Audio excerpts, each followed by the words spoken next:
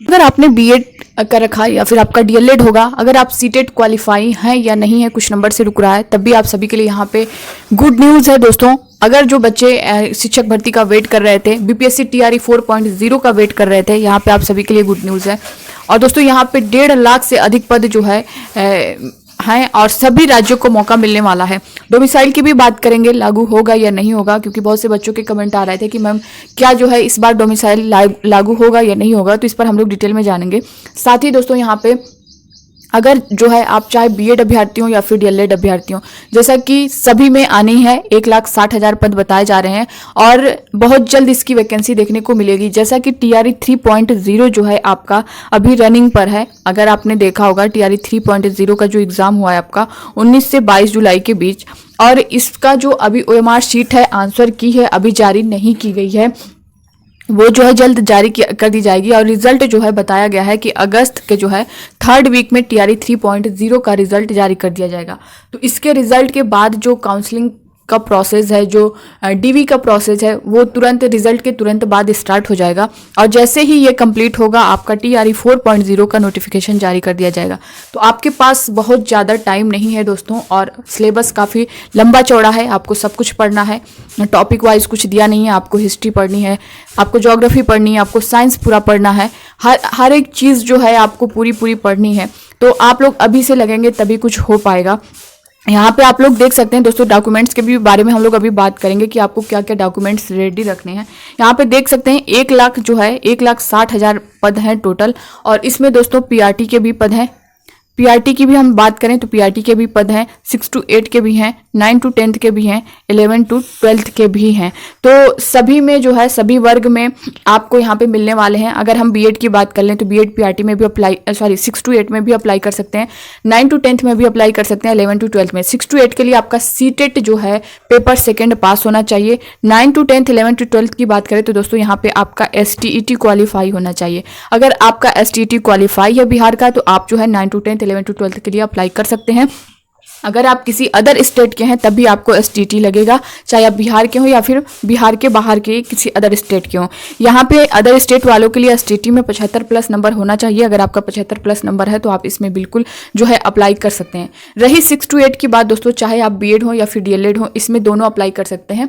आपका बस सीटेट का पेपर सेकंड क्वालिफाई होना चाहिए, चाहे आप बिहार के हो या फिर अदर स्टेट के हो। अगर आप बिहार के हो तो आप बीटेट भी अपना लगा सकते हैं, क्योंकि वो अपना आपका स्टेट टेट है, तो आप उस अदर स्टेट वाले नहीं कर सकते। बट आप जो है बिहार के हैं तो आप बीटेट की वजह से आप जो है अप्लाई कर सकते हैं। दूसरा, पीआरटी में सिर्फ डीएलएड अभ्यर्थी रहेंगे, जैसा कि बीएड को बाहर कर दिया गया है, तो पीआरटी में सिर्फ डीएलएड वाले ही रहेंगे। आपका सीटेट का पेपर फर्स्ट इसमें क्वालिफाई होना चाहिए।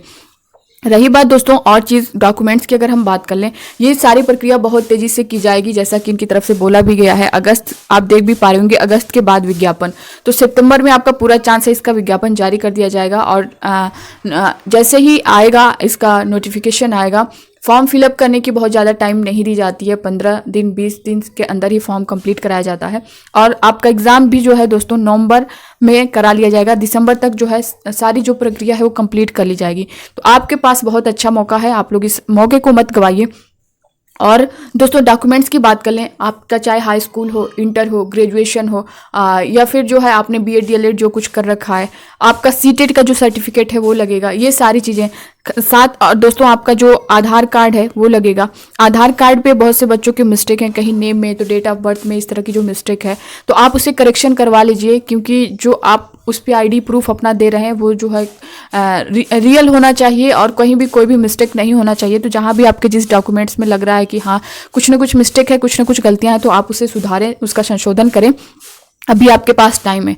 ये ना हो कि लास्ट में किसी वजह से आप जो है अप्लाई नहीं कर पाए, तो आप उस भर्ती में अप्लाई करने के बाद भी पता चला कि जब डीवी में डॉक्यूमेंट वेरिफिकेशन होता है तो उससे बाहर हो जाएं। तो पहले से ये सारी चीज़ें आप लोग कंप्लीट रखें।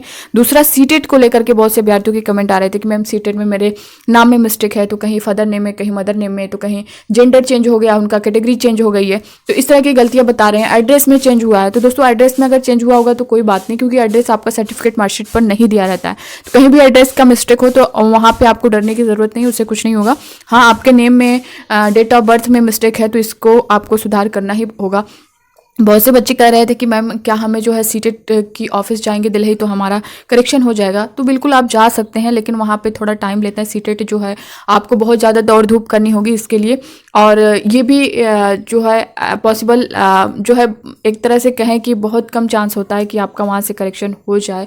बार बार जो है आपको डेट बताई जाएगी, बुलाया जाएगा, लेकिन उस पर भी अगर हो जाए तो अच्छी बात है। बट मैं यही कहूँगी अगर आपका कुछ ना कुछ मिस्टेक है, तो अगर मान लीजिए आप किसी भर्ती में बैठ रहे हैं, मान लीजिए आप 4.0 में ही बैठ रहे हैं, तो अगर आपके मार्कशीट में कोई मिस्टेक है तो आप एफिडेविट भी लगा सकते हैं, तो आप लगा दीजिएगा। या फिर अगला सीटेट जो आ रहा है आप उसे भी दे सकते हैं। इससे क्या होगा कि आपको आपका जो है और नॉलेज बढ़ेगा, इम्प्रूवमेंट होगा, और अच्छा स्कोर आप कर ले जाएंगे। तो अगर आप चाहें तो अगला सीटेट भी दे सकते हैं। तो मान लीजिए कि अगर यहाँ पे थोड़ा सा चूकते हैं या कुछ होता है तो आपका अगला सीटेट रहेगा ही। और बाकी बीच में अगर कोई भी भर्ती है, जैसे TRE 4.0 की बातें चल रही हैं, तो आप उसमें एफिडेविट भी लगा सकते हैं। तो ये डॉक्यूमेंट्स को लेकर के दोस्तों सारी चीज़ें मैंने आपको बता दी हैं। साथ ही यहाँ पे मैं आपको बता दूँ DSSB की वैकेंसी बहुत दिनों से चल रही है PRT के लिए, और बाकी TGT PGT वगैरह की आई ही गई है। तो इस पे भी आपको एक बड़ी भर्ती देखने को मिलेगी DSSB में। साथ ही दोस्तों KVS में भी आने वाली है। तो आप लोग जो भी बच्चे अगर अगला सीटेट भी देने जा रहे हैं, जो सीटेट दिसंबर का 2024 का है, तो आपको हो सकता है KVS DSSB इन सभी में बैठने का मौका मिल जाए।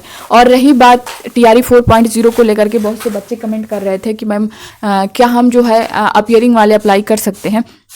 दोस्तों देखिए, मान लीजिए अगर इसका नोटिफिकेशन जारी किया जाता है तो उसमें सब कुछ दिया ही रहेगा कि आप अपीयरिंग, क्योंकि फर्स्ट टाइम जो TRE 1.0 हुआ था तो उसमें अपीयरिंग को अलाउ किया गया था, बट जो है TRE 2 में नहीं किया गया था, TRE 3 में भी नहीं किया गया था। तो आप जो है यहाँ पे हो सकता है कि अभी कुछ कहा नहीं जा सकता अपीयरिंग को लेंगे या नहीं लेंगे। मान लीजिए आपका जो है जैसे DSSB की बात कर लें या KVS की बात कर लें, क्योंकि इसका चांस है अभी नवंबर दिसंबर तक, तो ये जब तक आएगा तब तक आपका हो सकता है सीटेट का सीटेट दिसंबर वाला भी हो जाए। तो आप लोग जिनका क्वालिफाई नहीं है, कुछ नंबर से रह गया है सीटेट, आप लोग अपनी सीटेट की तैयारी में लगे। बाकी जो बच्चे हैं वो जो क्वालिफाई कर चुके हैं, आप लोग आने वाली भर्तियों को देखिए, क्योंकि आप वेट करेंगे। आपके जितने भी अगर 90 प्लस, आप 82 प्लस हैं सीटेट में, तो आप लोग लग जाइए पूरी तरह से, क्योंकि बार बार ऐसे मौके नहीं मिलते हैं। जैसा कि मैंने बताया भी, 2017 बैच वाले को अगर आप देखेंगे तो यूपी में तो अभी तक वो बच्चे वेट कर रहे हैं 17 बैच के, 18 बैच के, 19 बैच के, 20 बैच के, 21 बैच के। तो इस तरह से जब आप इस टाइम जो है आप जब कंप्लीट करते हैं DLED या फिर BEd, तो उस टाइम जो है आपको एक पढ़ने का एक अलग जो है जुनून होता है।